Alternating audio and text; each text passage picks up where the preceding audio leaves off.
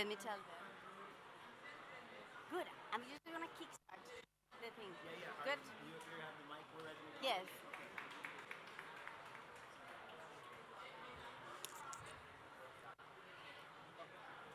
Hello everyone. It feels so strange to talk to this and not have the classic microphone.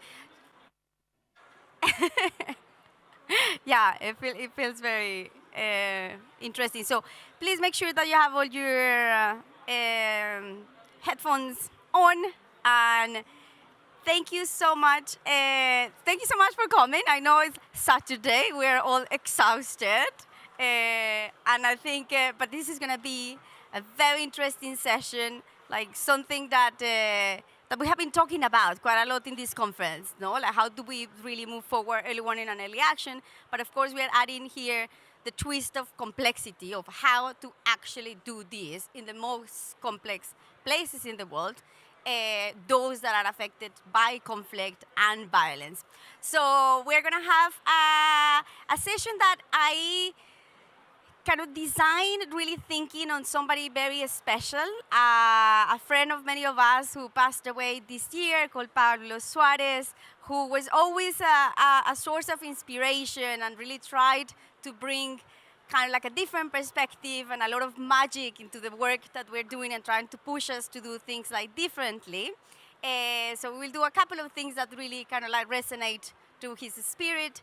He always in COP was like this kind of like, in a way, disruptor and like trying to bring like special things for many of us. So I think that's quite an special thing. And we have a wonderful group of human beings here that are going to share with us like some like information that I think is very, very useful for all of us, like from, you know, like big perspective, like big changes, from a regional perspective in MENA, from some regional perspectives in Africa, of like, where are the challenges? Where are we with the topic of early warning systems in conflict or anticipatory action in conflict? So this topic is very close to my heart because at certain point I decided to do a PhD on this topic. I saw, after working on early warning systems for many years, I clearly saw the gap that we were not really being able to translate early warning into early action in conflict settings. We were not reaching people affected by conflict, or we were not able to keep the systems functioning if there was a disruption due to conflict and violence.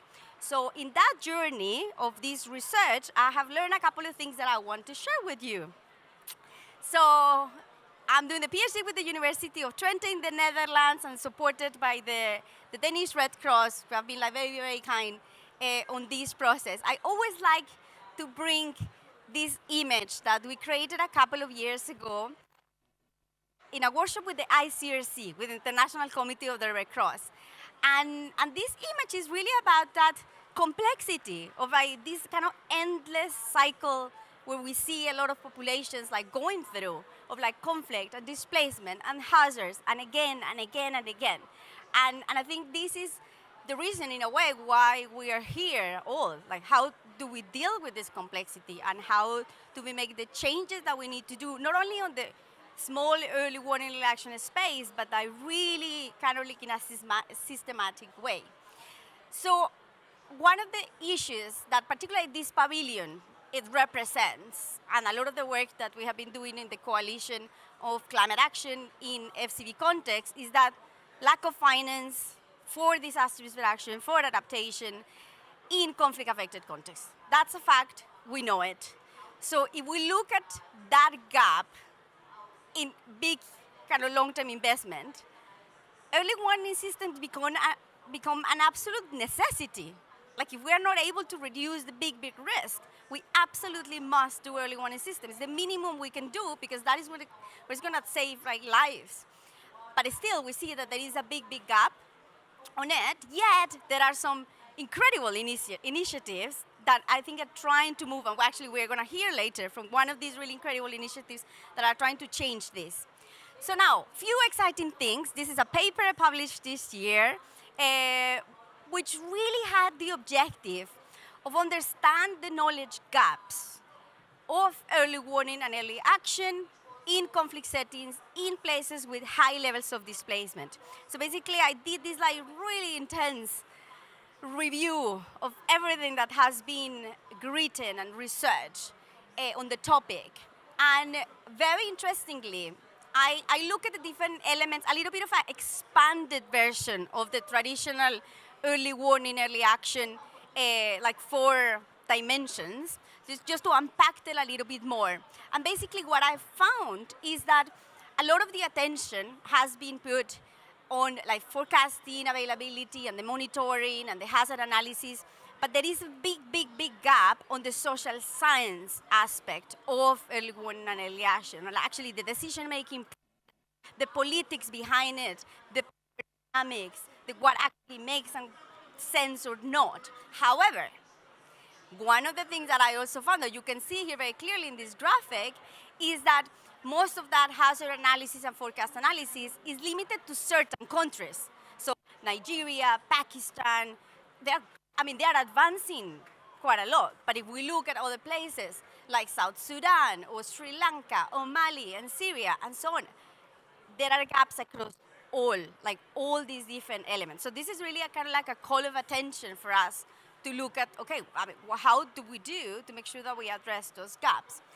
The other very interesting finding is related to a hazard analysis, like really looking into like what are the hazards that have been kind of researched the most. And clearly we see here the traditional ones like rainfall and storm surge, and storm surge, drought and flood. But I think one that we clearly, and I think in this conference and in all the conferences that we're going, one of the bigger hazards that we are facing and we will continue facing are heat waves. And heat wave research in conflict settings is just very little. And if we don't understand the complexities of extreme heat in conflict settings, how can we design an early warning system or early warning, early action that actually will make a difference? So that's like some of the findings from this paper. The other paper looked at was really looking at the possibility of using global models for early warning and early action, because we know that many countries affected by conflict have serious challenges with producing like forecasts. There are really interesting investments like happening at the moment, but the forecast reliability, the lead times, the probability of the producer, they are not necessarily in all the cases like the best, although there is a big kind of shift in this moment. So one of the things that I was looking at was a historical analysis of all the biggest disaster events that happen in 20 countries affected by conflict to try to answer the question, were those hazards that induced those disasters, were they forecast? To what level? With which lead time? To have a little bit of that picture, that kind of like big level picture. So interestingly, like most of those events, like 62% were like forecast with at least 30% probability, 3 days lead time. You might say 30% probability, oh no way, I'm not going to take a decision based on that. But if you put on the shoes of a disaster manager, of a person that maybe might think about prepositioning items from one side of a bridge to another side of a bridge that might collapse because of a flood, I mean, with a 30% probability, you will do it. It's a no regret action. So yeah, so that's like very interesting. But I think the big conclusion from this research is that it is essential to continue supporting national hydromet services in these countries to build the capacity to have more observations, to have more capacity to analyze information. So that's an absolute imperative. And like one of the key things is that it is, when we particularly increase observations, it's not only about the benefit for the country, but the general benefit for humanity. Other part of the work that I have been looking at is exposure information. So we know that in conflict settings, we have a big challenge with data, and having exposure information is a big problem. But we have incredible solutions and options, and one of those is OpenStreetMap. So there is this possibility, potentially, to use more OpenStreetMap to cover that gap of exposure information in conflict settings. So that's one of the other papers that are coming up, hopefully, in 2 weeks, if all goes well. Great. And this is a interesting work that we have been doing in Mali as well to try to a little bit unpack the impacts of floods that happen in the Mopti region, which is this region that has been severely affected by conflict in Mali. And it's a very beautiful resource. You have to check it out. It's this beautiful story map with art, with music, with like that really try to transmit that, of course, combination of the challenges, but also at the same time, you know, all the kind of beauties that Mali like has. So check that out. It's really, really fascinating. Now going back to the hydromet station, which I think is a very important aspect, because in a way, the better observations that we have in areas that do not have at all observations, that will have the potential to improve the weather forecast of these like countries. And at the same time, if we increase weather observations in those kind of blind spots that we have in the world, in a way that could improve the global models, because if that information like actually goes to the global models, then that will really have this massive, massive impact. So there is really like an important question of like, and how do we make sure that that infrastructure could be safe and could be protected and it's not going to be just like damaged suddenly because of the conflict? So I have been exploring the concept of like how international humanitarian law could actually be an instrument to protect hydromet infrastructure, because at the end IHL protects civilian infrastructure in general. But if you talk to an IHL person, they don't even have a clue that hydromet infrastructure exists. So there is an opportunity there to explore how we can more consciously be able to protect this infrastructure. And I had this case of, I put this picture of Mali because the ICRC in Mali has been kind of trying to really expand their work more towards like integrating climate risk within their operations. And I saw this picture when they go and talk to the guerrillas or the militias or the non-state armed groups about IHL. And I think like one day I wish that as a part of these processes of talking to the non-state armed groups, they can also talk about the hydromet infrastructure and how that could be protected under the work that they normally do regularly. And it's not only the ICRC who does this. There are many other protection-related organizations that do this type of work.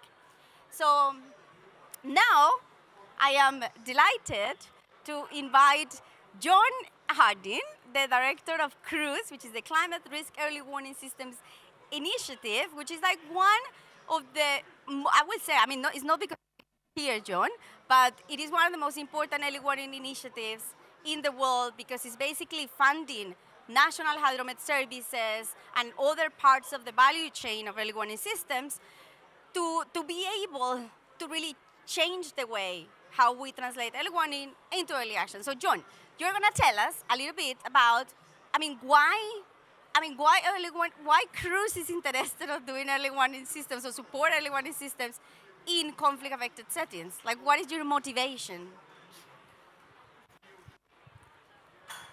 Thank you, Catalina, for that introduction, and good afternoon, colleagues. I join you in having a thought for Pablo. We miss him dearly, and I'd say this topic of linking the conflict, fragility, and violence and early warning is actually very central to my work at the moment. It takes a big space, and I'll explain a little bit why in a minute.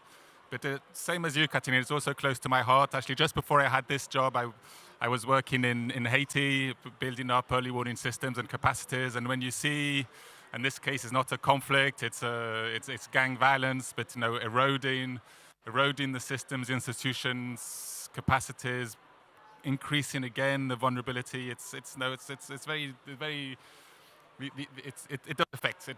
affects everyone. It affects all of us. So I'm going to start off from a figure that's well known to you from this space. The 120 million people displaced, and there's the figures that are going up.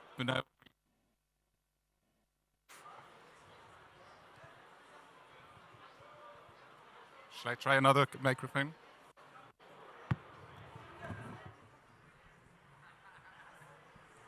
Is this better? So I was just saying, if you think about the figures which are permanently increasing of people displaced, internally displaced due to conflict is nearly 70 million last year. Also figures that are increasing, and these are populations which not only do they lose a lot of their inbuilt resilience that we all have, the understanding of nature, of the environment in which we live in. But they're also going to be moved generally into spaces which are more exposed to extreme events and hazards. So they become the part of the most vulnerable populations. And what does that mean for us is that if we're talking about and we are talking about early warning for all, let's face it, and these ambitious goals, if we're not factoring into it these populations, we're simply going to fall short on what we're trying to collectively achieve.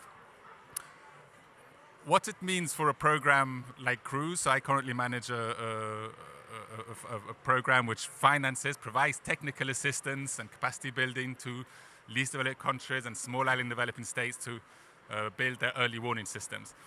And so what when we map across our portfolio of projects, we get to quite a high figure of over 30 million people are internally displaced in those countries.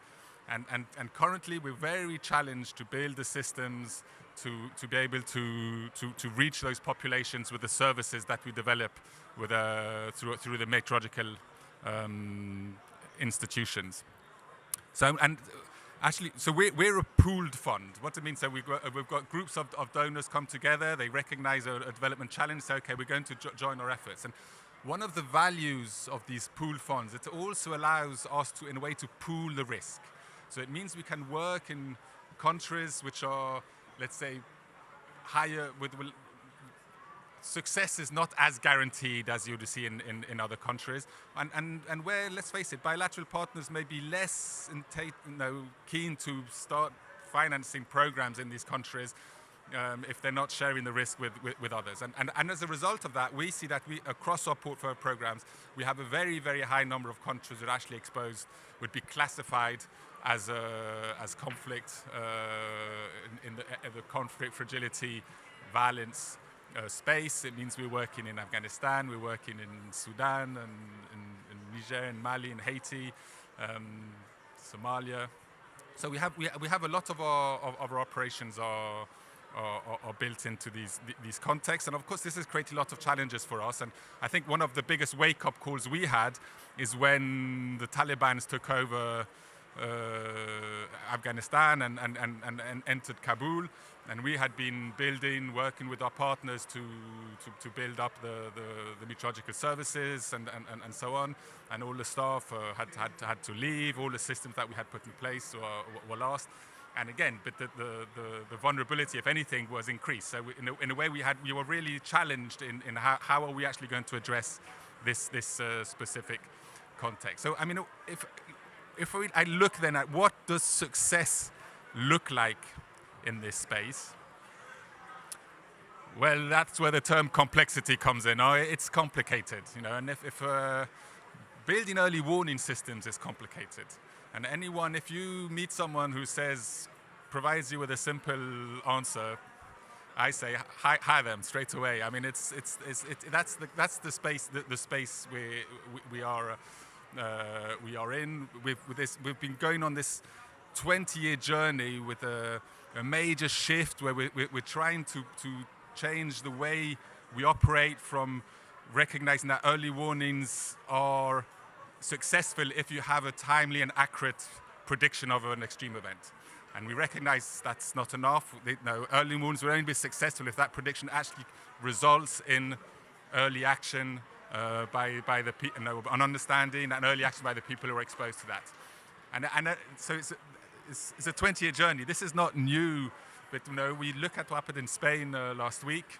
We're still, if countries like Spain are still able to provide accurate predictions of that flood 3 days in advance. They were able to, it was a red alert for Valencia 12 hours before, and you saw the impact. It just shows how challenging it is for us to make that shift towards what these forecasts that really result in actions.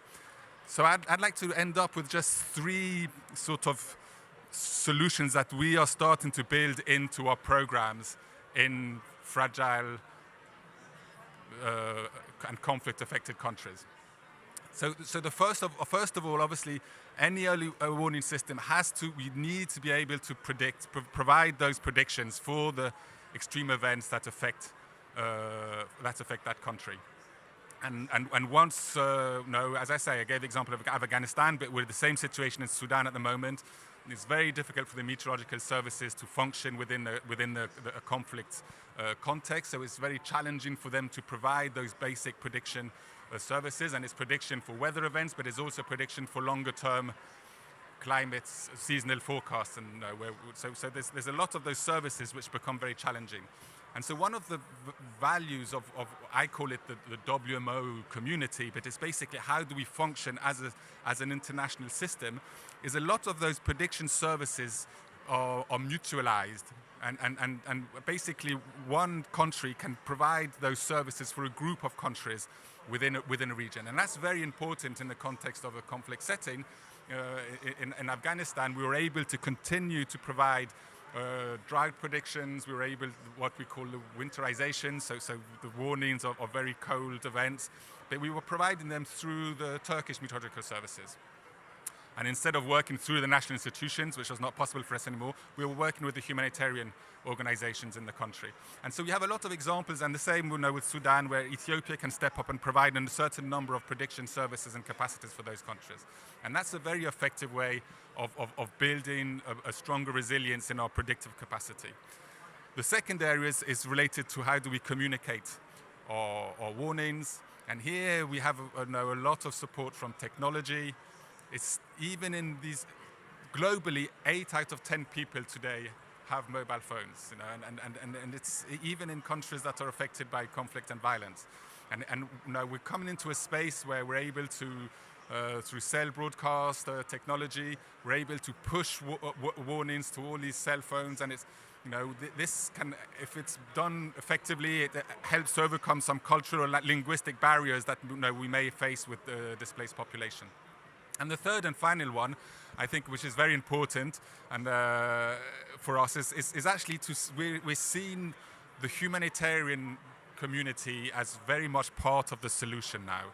And I'm saying that because it's, when you work in development, longer-term development, we're not often in a position to say the humanitarians are part of the solution, but here they very much are, because first of all, they allow the outreach to these displaced populations or crisis situations, so they're present on the ground. But there's also this, though, when we hear a lot about it now, but it is a very important shift, is that they are actually building these anticipatory action protocols and systems within their way of functioning and engaging with the affected populations. So they become a very important conduit for us to be able, some of the services that we provide, it allows us to actually reach, but also to translate into actual action and reducing vulnerability. So those are 3 of our sort of pillars of our work and how we're trying to push towards addressing the challenge of getting our early warnings out in these fragile, vulnerability and conflict countries. Thank you very much for the time. Thanks so much, John. I think they were really good points, especially that last one. I bet a lot of my fellow humanitarian friends will be delighted to hear you saying that. I think it's really, really, really important. I'm going to pick up on the topic of complexity. So you were talking about that's what we need to deal. Oh, do we have? Okay, let me see. One of the things that we need to deal with and embrace is complexity in this context, and that was a topic that Pablo was working quite a lot. He was trying to really figure it out, the most crazy, innovative ways of how to deal with it. So a friend of his, who is a poet called Reggie Gibson, who has been working with him for many years, was very aware about that interest. So, like a month ago, we were talking and we were saying, what can we do to actually just talk about it? Let's just talk about what the world needs to embrace complexity. So we came up with this. And yeah, I hope you enjoy it. I want you to, we will do a reflection about it after you can listen to it.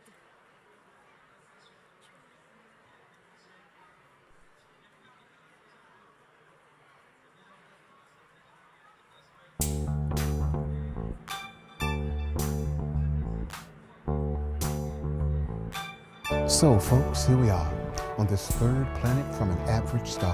Homo sapiens wondering, wow, how did we even make it this far? Our species has always dealt with adversities and challenges, and given the crises we're now living in, they'll keep continuing. Heat waves, mudslides, wildfires, sea level rise, famine, disease, poverty, declining biodiversity, and the shocks that persist from all of this increase in times of high conflict and sometimes hazards combine. Then there are the systemic risks. We live in a time when a country might be in drought one day and flood the next night, when Sunday you're at peace at home and Monday in a war zone. It's as if the disasters have learned to collaborate faster while we keep getting bogged down between our thinking and our actions. It's time for us to give up thinking so simplistically, because we're now living under pressure.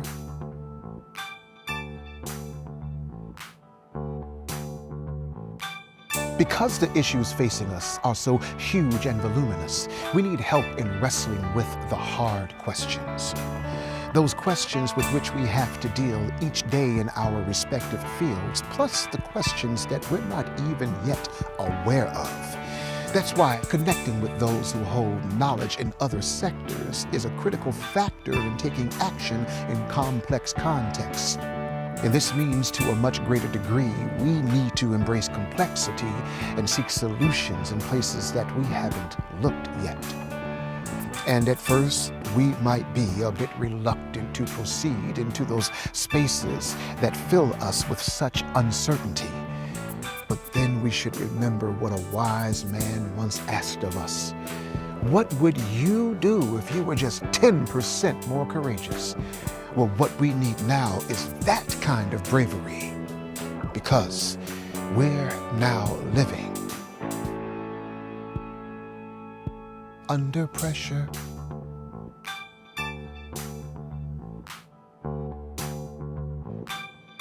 If left on our own, we tend to stay within our comfort zones, but outside comfort zones is where the magic happens. Yes? Let's take a walk to the tolerable edge of confusion, take hands, and then take one more step. See, that's what these crises are demanding, is that kind of transformative action that expands old ways of thinking and breaks us out of our siloed factions.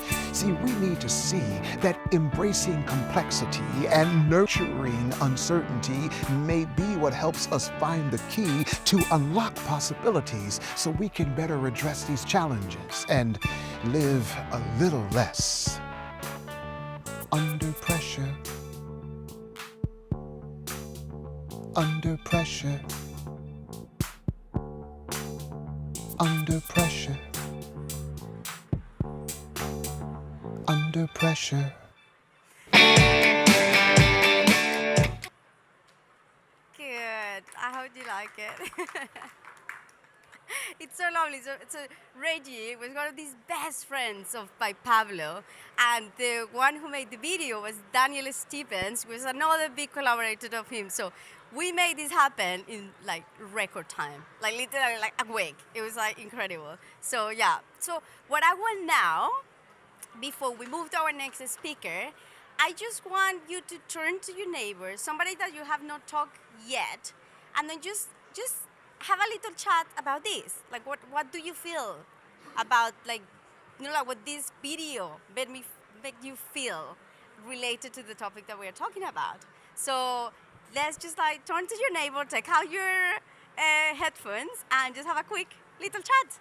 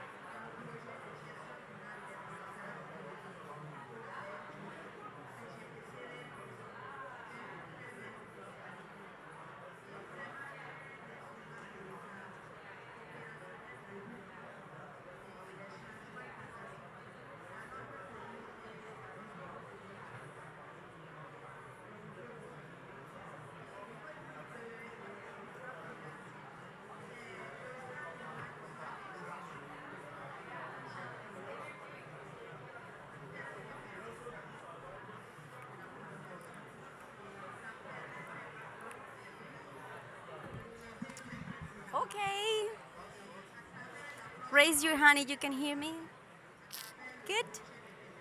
Let's put the headsets. Great. Good. So now let's. Thank you. Great. Excellent. I know you're having great conversations. Good. Excellent. So I'm going to ask a question to, just very, very random question to John. John, if you were 10% more courageous, what would you do? But I think it's a very good question, because I was literally saying, if in our discussion here, if I was 10% more courageous, I'd be a little bit more like Pablo. That's good. I will call you on that. Okay. Great. So good. I hope you had a nice conversation. We're going to have more time for that. Now, I am super happy to invite Cinta Somers. Cinta, I mean, it's fascinating to introduce you because Cinta is, from one side, one of the, one second. Can you hear me well? Okay, one of the key leads at the IPCC. So she has been working already for many years in many of the reports on a lot of the topic related to the importance of adaptation, looking at vulnerabilities within the report, a lot of gender-related research. But she also works at OCHA in all the topics of disaster risk financing, how to enhance, basically, in a way, our capacity to act early ahead of disasters. So Cynthia is going to tell us a little bit of her experience of her work in, the global work with a focus on South Sudan, which is fascinating. But then also, you can give us a little bit of a hint of IPCC, AR7, and how that is going to include conflict within that process. Great. Well, let me see. I'll actually keep my earphones on. I'll keep the earphones on because then you can tell if you've lost the mic. Well, thank you very much for having me. And that video, I think, actually made my COP. That's the best experience so far this week. And it's obviously a great pleasure to be able to kind of make a tribute to Pablo and to participate in this. So, as mentioned, I'm here just to share some of our experiences in South Sudan, where OCHA in 2022 tried to develop an anticipatory action framework. And I think it's actually one of the data points in the study that you mentioned. And so South Sudan is obviously a country that has experienced conflict and has been also suffering from floods for many years and repeatedly. And in March 2022, we were tasked with trying to see if we could design a framework so that, find a trigger whereby humanitarian funding from the Central Emergency Response Fund would be released in advance of the next round of the next rainy season, the next potential floods. And of course, we found that was very challenging given lack of data and the complexities of the Sud ecosystem. And so we failed to be able to design a specific anticipatory action forecast framework. But it was also very clear that the vulnerabilities were there. It was highly vulnerable. Floodwaters were not receding. So to some degree, you didn't need a trigger because it was blatantly clear that, in particular, one IDP camp called Bentu in the north by Unity State with 100,000 people was entirely surrounded by water. And the only thing keeping the floodwaters from flooding the camp were these hastily constructed dikes that the peacekeepers had built. And so we were able to use an early action allocation. So basically give $20 million, it was 19 million, 15 million from the Central Emergency Response Fund, 4 million from the South Sudan Specific Fund for action in May, which was in advance of the rainy season and much earlier than any previous humanitarian allocation for flooding in the country. And the funding was used to reinforce 55 kilometers of roads, which meant that a road that was provided supplies to the area, was able to stay open. And that was very critical, obviously, for all the 100,000 people living in the IDP camp. We also were able to invest in healthcare infrastructure, flood-resilient latrines, cholera vaccination programs. And finally, we're able to give actual cash transfers to 1,000 female-headed households. Now, interestingly, we commissioned a group to do an impact evaluation of the cash transfers specifically. And I think there are some interesting findings related to complexity. Because they found that these households obviously were facing multiple, compound risks. So 96% of them had, or 99% actually, had been affected by floods in the 6 months prior. Then, if that makes sense, many of them had migrated to the area because of flooding. But 45% had also been affected by conflict in the 6 months prior to the survey. And 52% had actually lost a household member to either conflict or health-related shocks and whatnot. So really devastating reality for most people and a complex one. Now, what's interesting is each household received $65 in a cash transfer. And I think probably all of us here know what the finding is of that impact of $65. It was interesting that 90% of the women used that money to actually invest in strengthening their shelter to prevent flooding and rainwater. And 80% obviously then saw some benefits. And what's also interesting is that the improvements that they made did not just relate to flooding. Many of them actually used that money to provide improved security, such as locks, for their shelters, because the things that they were most concerned about were issues of personal safety and theft. So again, the risks that they were concerned with were climate related, but also beyond that which the humanitarians had intended. But in the long term, they did a survey 6 months later, and they found, not surprisingly, that $65 didn't do much for very long. So the long-term impacts were minimal. And if we really want to have an impact, we need to think beyond these small cash transfers to something much larger. And then that gets the question of, how do we do that? So I think the takeaway message from this study was that, one, it is possible to give cash transfers in a conflict setting.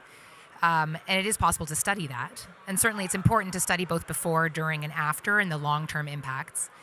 It's also certainly interesting to note that, we need to look at what would be transformative when we have early warnings and anticipatory action systems, that we need perhaps do much more than what we're already doing.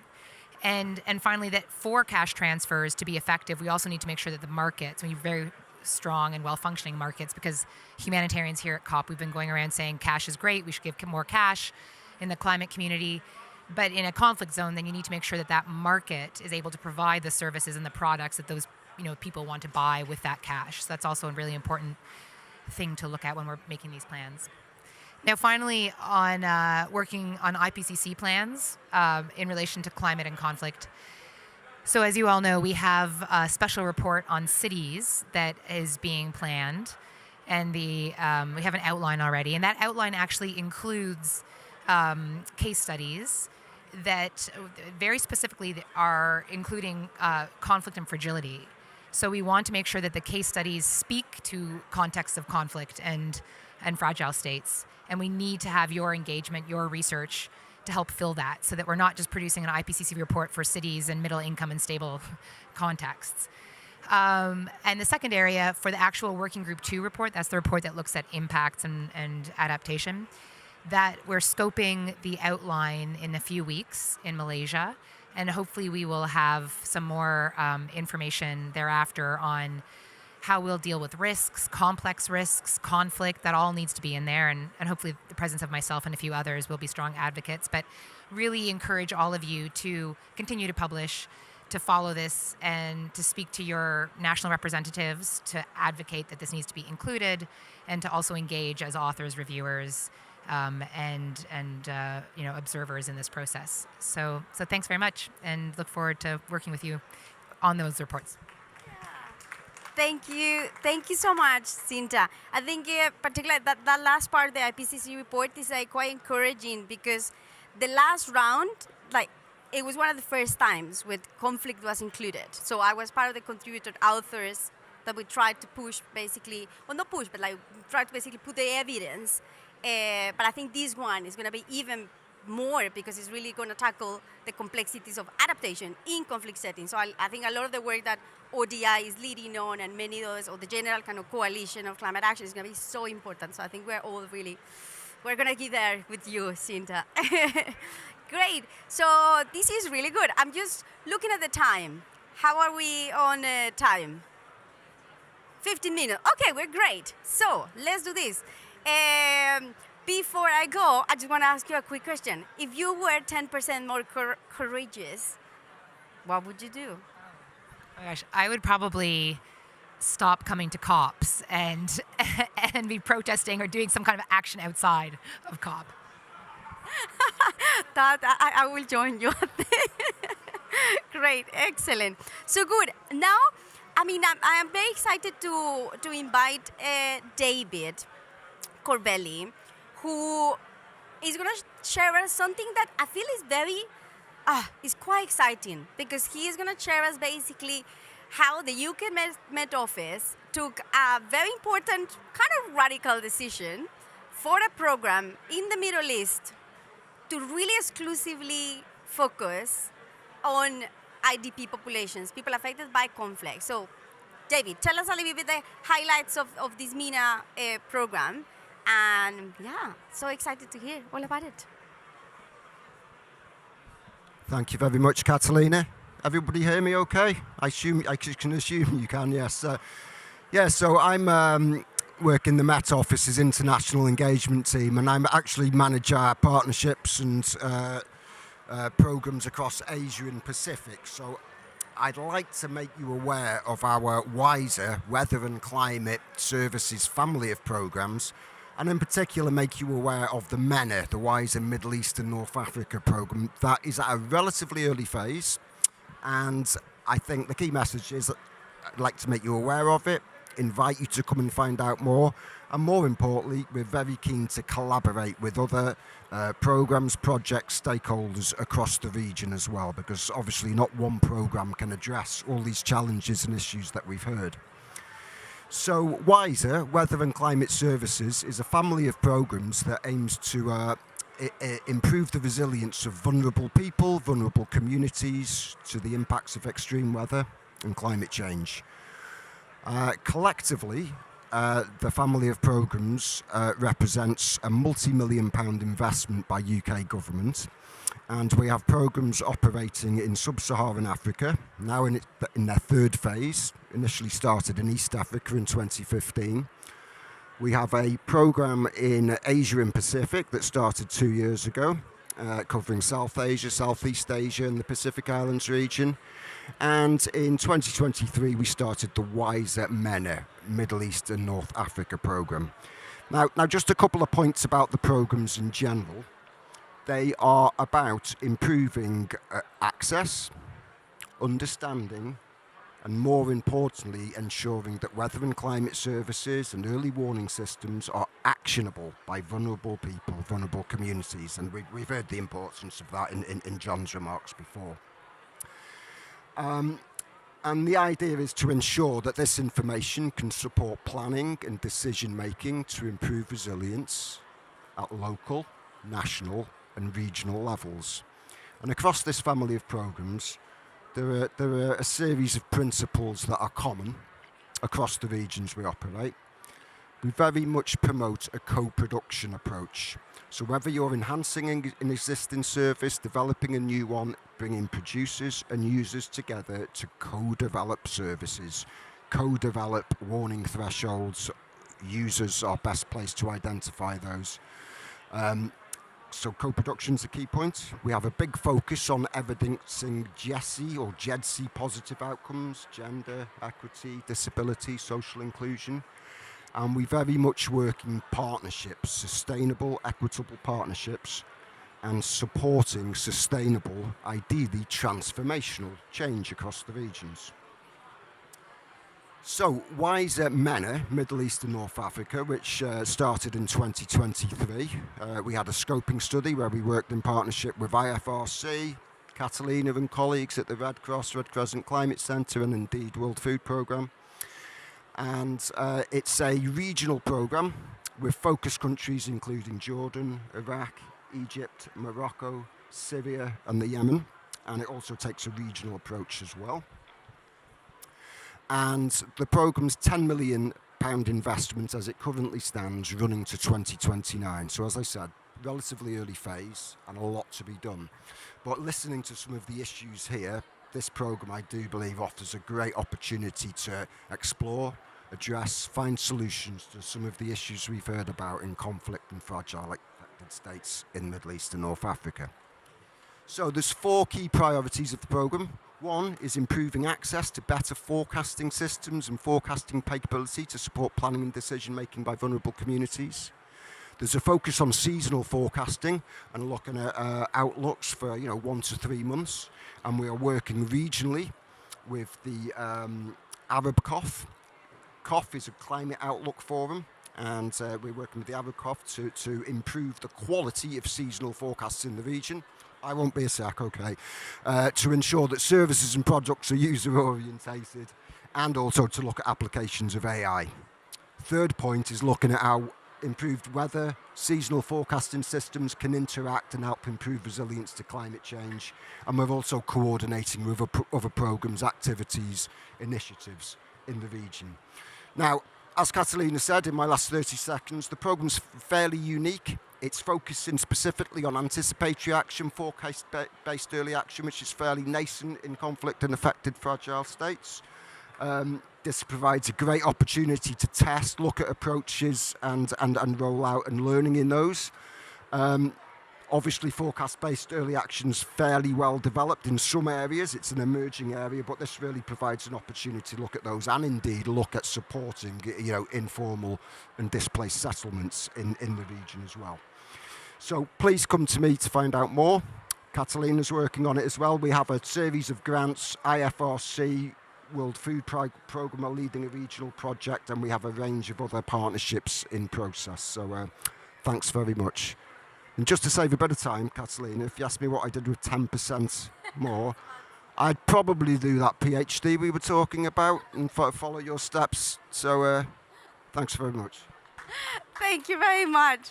Okay, I'm going to take you accountable to the 3 of you about your courageous thing. So we're going to actually finish this session in a very Pablo style. This is going to be kind of weird, okay? But that was one of the first games that I saw him doing in front of like 800 people. I was like, what is this thing? Like, this is ridiculous. But it's actually quite fun. So I think it makes a lot of sense. So I will need Amir to come here with me. So it's called Snap. Very simple. So you need to find a partner. So I see David, you can go there in the back, and then so you need to find a partner, okay? So basically, you're gonna imagine that you have a deck of cards in your hand. So I'm just gonna try to do. So you're gonna have a deck of cards, okay? So then we need to shuffle, okay? La la la la la la la. Yeah, shuffle, okay? So because you need to snap, okay? So you need to find words that came from this session that make you reflect about anticipating disasters in conflict settings. How can we do early action properly despite the complexities, and how can we navigate and embrace the complexity that these difficult contexts give us? So just any word that comes to your mind, like whatever that you want, and the idea is that you can snap as much as you can. So let's give it a go. So you will see, you will look at us, and then you will respond. So we're gonna, okay, so complexity. Try. You have to be at the same time. Okay, sorry. Okay, 1, 2, 3. Work together. 1, 2, 3. Catalina. 1, 2, 3. Local parts. 1, 2, 3. Share data. 1, 2, 3. I'm here. Work harder. Yeah. So now, just give a try. Find somebody next to you, like just somebody next to you, and try to word this down with any word that came from this session. You have like 2 minutes.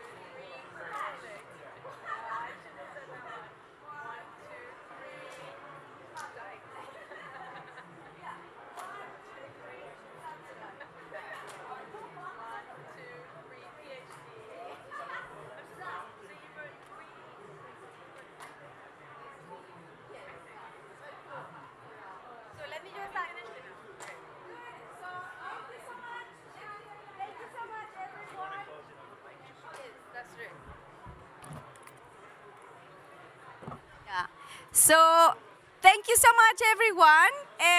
It was lovely to have you. I hope you had a little bit of a different twist from all the sessions that we had so far.